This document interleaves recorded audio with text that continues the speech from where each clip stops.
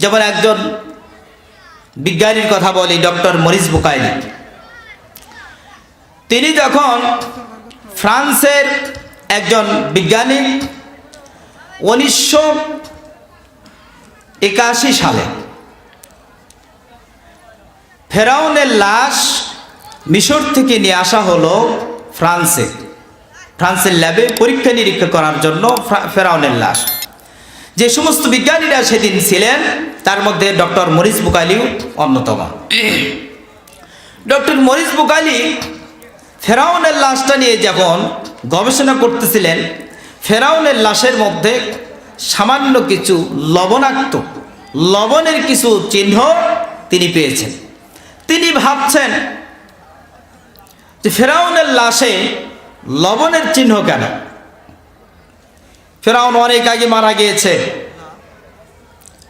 নীল নদে অথবা লোহিত সাগরে, যেখানেই সে মারা যাক তার শরীরে কেন এটা পাওয়া যাচ্ছে?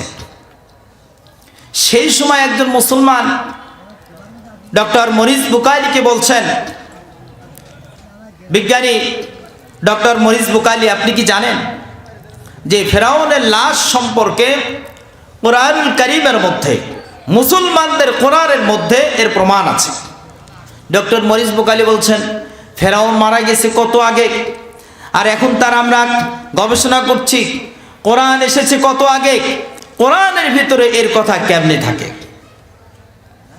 তিনি কোরআন খুললেন, তিনি পড়তে পড়তে সূরা ইউনূস 92 নম্বর আয়াত, কত আয়াত? 92, সূরা ইউনূসের 92 নম্বর আয়াতে পেয়ে গেলেন। রব্বুল আলামিন বলেছেন, ফালইয়াউমা নুনাজ্জিকা বিবাদানিকা লিতাকুনা লিমান খালফাকা আয়া ওয়া ইন্না কাসীরাম মিনান নাসি আন আয়াতিনা লাগাফিলুন।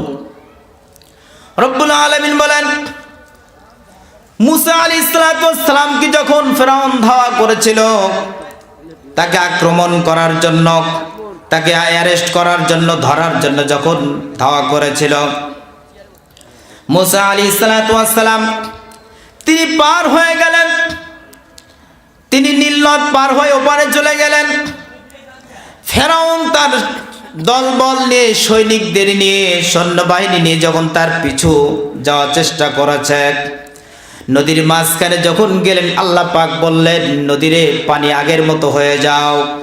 যখন পানি আগের মতো হয়ে গেল, ফেরাউন এবার হাবুডুবু খাইতে খাইতে মরতেছে। কথা বলেন ঠিক কি না? ফেরাউন যখন পানির মধ্যে হাবুডুবু খায়, ওই সময় বলতেছে, আমানতু বিবানি ইসরাঈল, আমি ঈমান আনলাম বনি ইসরাইলের রবের প্রতীক, মুসার রবের প্রতীক।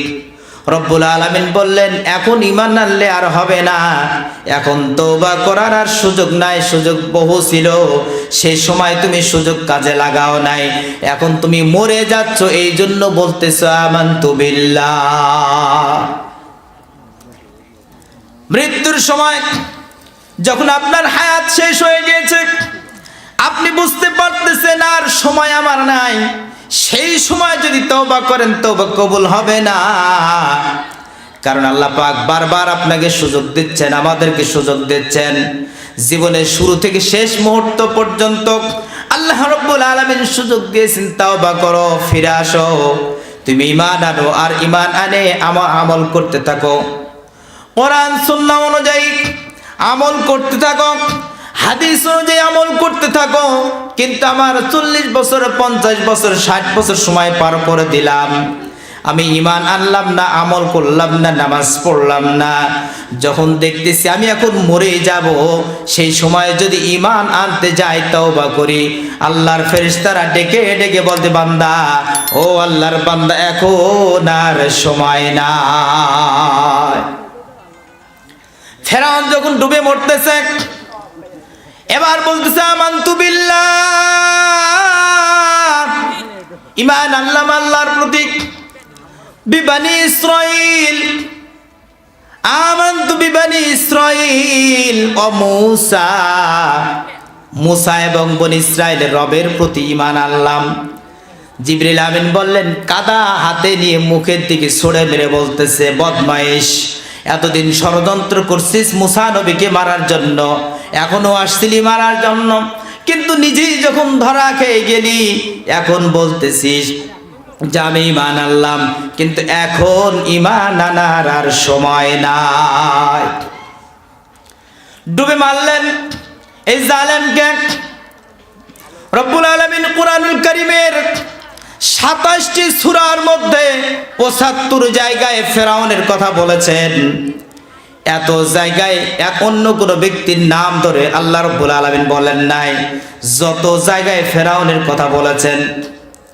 প্রশ্ন করতে পারেন, হুজুর রব্বুল আলামিন কুরআনুল কারীমের মধ্যে এই বদমাইশ ফেরাউন জালেম এর নামটা এতবার বেশি কেন বললেন? অন্যান্য আরো অনেক জালেম ছিল, অনেক কাফের বেদিন ছিল, তাদের নামটা এত বলেন নাই।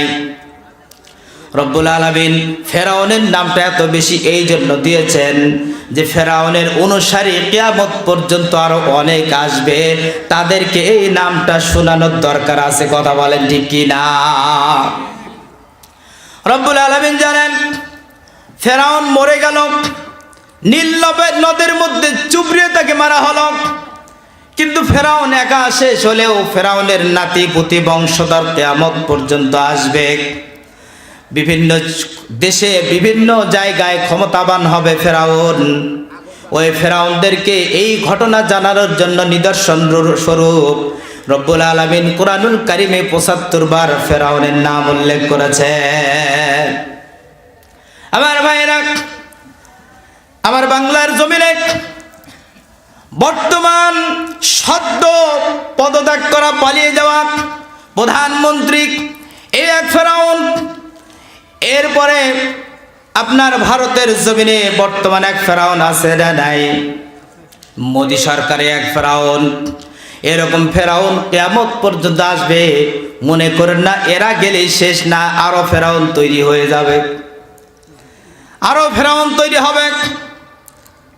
এই ফেরাউনদেরকে এই ঘটনা জানানোর জন্য আর মানুষদেরকে এর থেকে শিক্ষা দেওয়ার জন্য রব্বুল আলামিন কুরআনুল কারীমে ৭৫ বার ফেরাউনের নামটা উল্লেখ করেছে। ওই ফেরাউন যখন হাবুডুবু খাচ্ছে, পানির মধ্যে মারা যায়, সেই সময় ফেরাউন যখন বলল ঈমান আল্লাহ, জিবরিল ফেরেশতা বলল তোর ঈমান আর গ্রহণযোগ্য না, সময় শেষ হয়ে গেছে। রব্বুল আলামিন বলেন ফালইয়াউমা নুনাজ্জিকা বিবাদানিকা লিতাকুনা লিমান খালফাকা আয়া ওয়া ইন্না কাসীরাম মিনান নাসি আন আয়াতিনা লাগাফিলিন। রব্বুল আলামিন বলেন, ও ফেরাউন রে, তুমি আজকে মারা গেলা, তোমাকে আমি চুবড়িয়ে মারলাম, কিন্তু তোমার লাশটা আমি পচতে দেব না, বরং তোমার লাশটা আমি সংরক্ষণ করব, কিয়ামত পর্যন্ত সংরক্ষণ করব। কেন করব? রব্বুল আলামিন বলেন লিতাকুনা লিমান খালফাকা আয়া, পরবর্তীতে যারা আসবে তারা যেন জানতে পারে, তারা যেন বুঝতে পারে, তাদের জন্য শিক্ষা হয়, তারা যেন এখান থেকে শিক্ষা নিতে পারে। এই জন্য তোমার লাশটাকে আমি সংরক্ষণ করব। ডক্টর মরিস বুকাইলি যখন এই আয়াত কারিমা দেখলেন, যখন তার গবেষণার সঙ্গে ফেরাউনের লাশের সঙ্গে কুরআনুল কারীমের আয়াতের সঙ্গে মিল হয়ে গেল, ডক্টর মরিস বুকাইলি পরবর্তীতে ইসলাম গ্রহণ করে মুসলমান হয়েছে। সুবহানাল্লাহ। আমার ভাইরা, ডক্টর মরিস বুকাইলি কুরআনুল কারীম পড়ে গবেষণা করে মুসলমান হয়েছে, আর আমরা পৈতৃক সূত্রে পাওয়া মুসলমান, আমাদের কদর নাই। কথা বলেন ঠিক কিনা? আমরা মুসলমান, আমরা যাই পূজা করার জন্য।